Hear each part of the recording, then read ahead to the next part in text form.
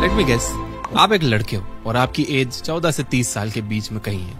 हो सकता है आप स्कूल में हो, कॉलेज में हो या फिर आप कहीं जॉब कर रहे हो। आप ये वीडियो देख रहे हो क्योंकि आपकी लाइफ में एक लड़की है जो आपको बहुत पसंद है, लेकिन वो आपको बिल्कुल भाव नहीं देती, आपको इग्नोर करती है और आपका बस एक ही सवाल है, क्यों मेरे साथ ये ऐसा क्यों हो रहा है, आखिर क्या कमी है मुझ में।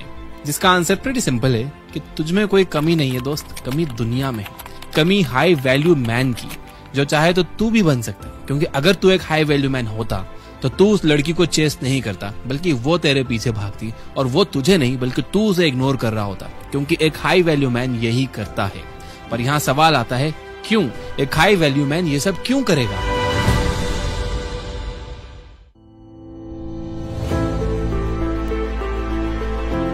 एक बहुत पुराने जमाने की बात है।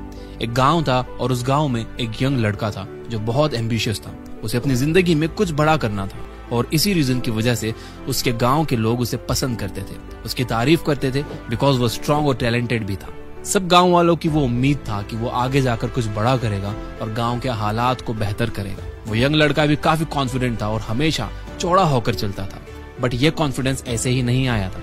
इसके पीछे का रीजन था उसका हार्ड वर्क। वो दिन में घंटों तक तलवारबाजी सीखता था, ट्रेनिंग करते रहता था, जिसकी वजह से उसकी बॉडी काफी स्ट्रांग बन गई थी। ऐसे जब वो ट्रेनिंग के बाद घर आ रहा होता था तब उसे लड़कियां देखकर स्माइल करती थी और वो स्माइल बैक भी करता था। इनमें से एक लड़की को वो पसंद भी करता था, लेकिन उस पर वो ज्यादा फोकस नहीं करता था। वो वापस घर आकर अपनी तलवार को शार्प करने में लग जाता था, फिर वापस ट्रेनिंग और प्रैक्टिस करने में लग जाता था। दिन रात वो प्रैक्टिस करता रहता था। ऐसे ही एक रात को वो लालटेन जलाकर अपनी तलवार को तेज कर रहा था, तब उसे पीछे से एक आवाज सुनाई देती है। वो आवाज उसका नाम पुकार रही होती है और ये सुनते ही वो अलर्ट हो जाता है अपनी तलवार लेकर अटैक करने के लिए। जब वो पीछे देखता है तब वहाँ कोई इंसान नहीं होता। एक व्हाइट शर्ट हवा में उड़ रही होती है। इस आत्मा को पहचानना काफी मुश्किल हो जाता है, बस वो हवा में उड़ती रहती है। उड़ते उड़ते वो बोलती है, मैं देखने की आत्मा हूँ।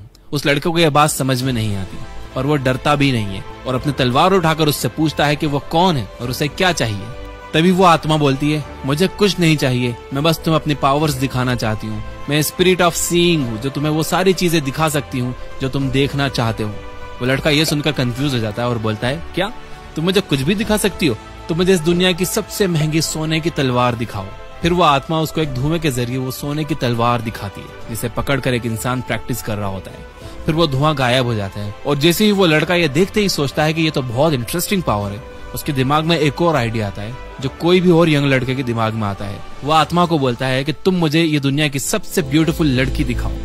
और फिर उसके सामने स्मोक बनता है और उसमें एक बहुत ही खूबसूरत लड़की आती है। ऐसा लगता है कि वो आउट ऑफ द वर्ल्ड। उसे देखकर यह लड़का शॉक हो जाता है। 5 मिनट तक देखने के बाद वो धुआं फिर से गायब हो जाता है। इसके बाद उसे थोड़ा एम्बैरेसिंग फील होता है और फिर अपने सेंसेस में आने के बाद वो स्पिरिट से कहता है कि तुम मुझे ये दुनिया का सबसे पावरफुल वॉरियर दिखाओ। और फिर स्पिरिट धुआं बनाकर एक परफेक्ट वॉरियर की इमेज उसे दिखाती है, जिसमें उसका ग्रेट फिजिक और पर्सनालिटी शो होती है। ये देखकर वो लड़का बहुत इंप्रेस हो जाता है और डिसाइड करता है कि वो भी एक दिन ऐसा ही बनेगा। ये सब देखने के बाद वो स्पिरिट को बोलता है कि मैंने बहुत कुछ देख लिया, अब तुम जा सकती हो। और फिर वो अपनी तलवार को तेज करने के काम को कंटिन्यू करता है। फिर आत्मा जवाब देते हुए कहती है कि तुम्हें और कुछ नहीं देखना तो ठीक है, मैं जाती हूँ, बट अगर कभी भी कुछ देखने का मन हुआ ना तो तुम्हारे घर के पास वाले जंगल में आ जाना। और फिर वो आत्मा चले जाती है और लड़का उसकी बातों को इग्नोर करते हुए अपने काम को कंटिन्यू करता है। जैसे जैसे टाइम गुजरता है उसे वो सब चीजें याद आती हैं जो उसने देखी होती है, इसलिए वो जंगल में जाता है, लेकिन सिर्फ स्पिरिट को देखकर वापस आ जाता है। एक दिन एग्जॉस्ट होने के बाद वो सोचता है कि चलो मैं वो सब वापस देख लेता हूँ।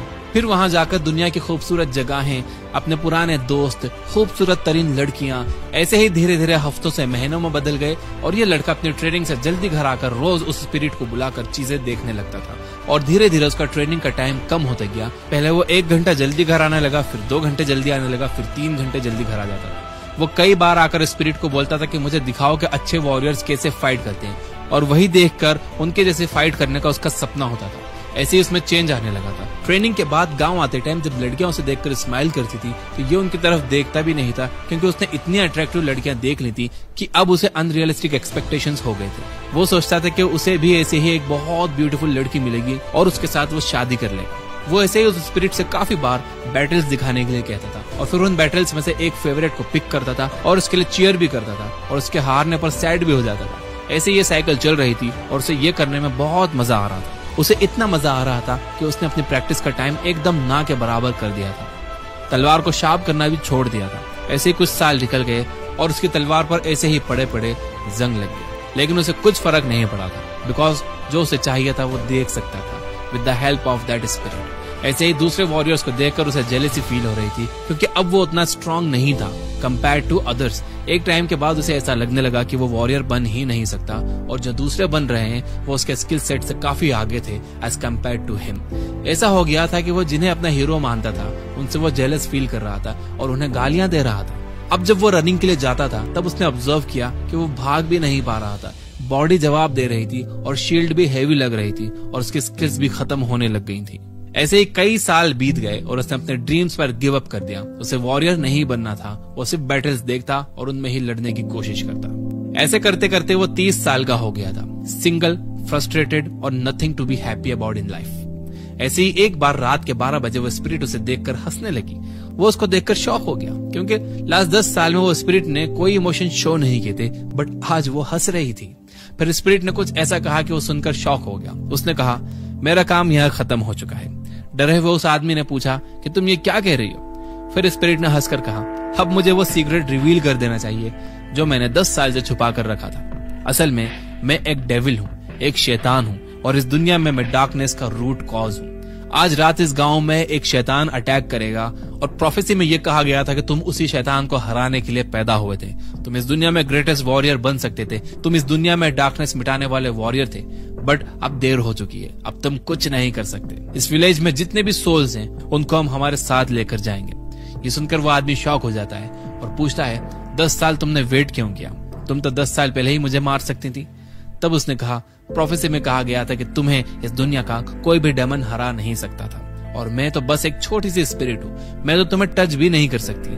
अगर तुम्हें कोई हरा सकता था तो वो तुम ही थे, इसलिए मैंने तुमसे लड़ने की जगह तुम्हें धीरे धीरे जहर दिया। ऐसी फैंटेसीज दिखाई, ऐसी चीजें दिखाई जिसकी वजह से तुम वीक होते गए और एक कमजोर इंसान बन गए, जो ना खुद को और ना ही इस गांव को बचा सकता है। ये सुनने के बाद उसका दिमाग हिल गया, उसको खराब फील होने लगा, उसको पेट में मरोड़ होने लगी। इतना ज्यादा हो गया कि वो नीचे जमीन पर लेट गया। फिर उसने दर्द में ही धीरे से कहा, क्या मैं उन ब्यूटीफुल लड़कियों को एक बार फिर से देख सकता हूँ?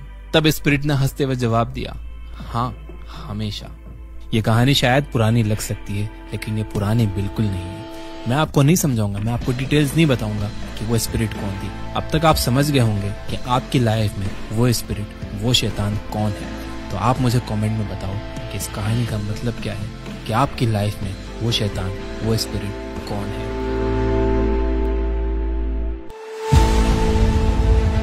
ये एक हिस्ट्री का रिपीटेटिव साइकिल है। जब इंसान वीक हो जाता है तब वो ऐसा टाइम क्रिएट कर देता है जो सबको बर्बाद कर देता है, और ये चीज एक फैक्ट है।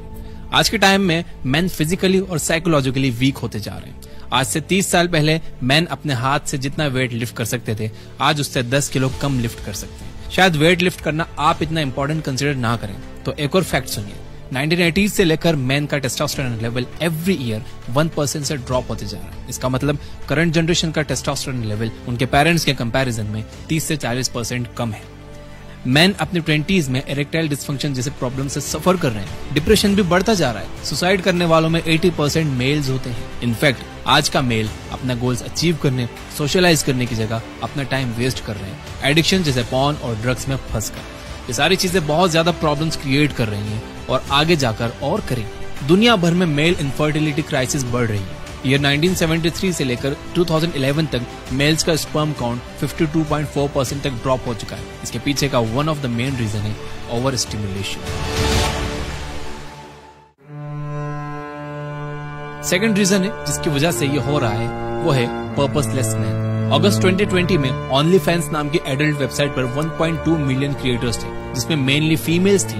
यही क्रिएटर्स को देखने के लिए 50 मिलियन से भी ज्यादा व्यूअर्स थे, जिसमें मेजॉरिटी मेल्स थे।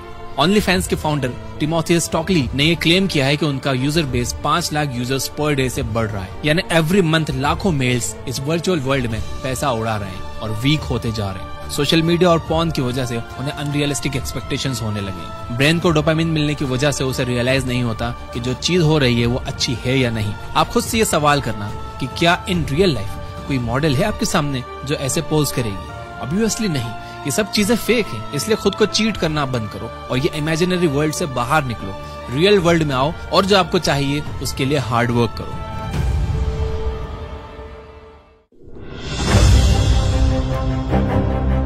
लास्ट और सबसे इंपॉर्टेंट रीजन जो the way of the superior man book के ऑथर डेविड डेडा बताते हैं कि आज का मैन अपनी लाइफ का पर्पस भूल चुका है।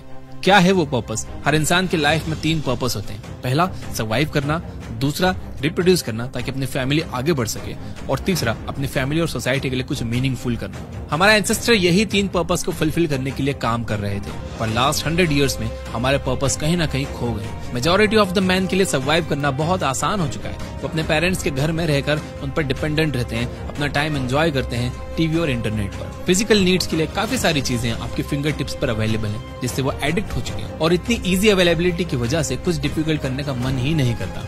दूसरी तरफ देखो तो हमारी मैस्कुलिनिटी को नेगेटिवली देखा जाता है और फेमिनिन नेचर को बहुत ज्यादा बढ़ावा दिया जाता है। कोई भी सक्सेसफुल मैन अगर अपना ओपिनियन रखता है तो उसे चुप कर दिया जाता है, जस्ट बिकॉज वो कुछ ऐसी चीजें बोल रहा है जो फेमिनिस्ट एक्सेप्ट नहीं कर सकते। ऐसे काफी सारे रीजंस हैं जिनकी वजह से मेल्स अपने आप को खुलकर एक्सप्रेस नहीं कर पाते। कहीं ना कहीं एजुकेशन सिस्टम, लॉज और सब कुछ मेल्स को दबाते जा रहा है। ये वीडियो के थ्रू मैं आपको बताना चाहता हूँ कि ये बैड हैबिट्स को धीरे धीरे कम करना सीखो, चैलेंजेस लेना सीखो, रिस्क लेना सीखो, लाइफ में गोल सेट करो और उन्हें अचीव करने के लिए हार्ड वर्क करो, लाइफ में कुछ मीनिंगफुल करो। यहाँ तक देख रहे हो तो अफर्म करने के लिए कमेंट में लिखिए यस आई विल। याद रखिए कि अफर्मेशंस में बहुत ताकत होती है। वीडियो को लाइक किए बिना मत जाना। Finally, you guys are amazing. Keep reading, keep learning, keep growing. Thank you for watching.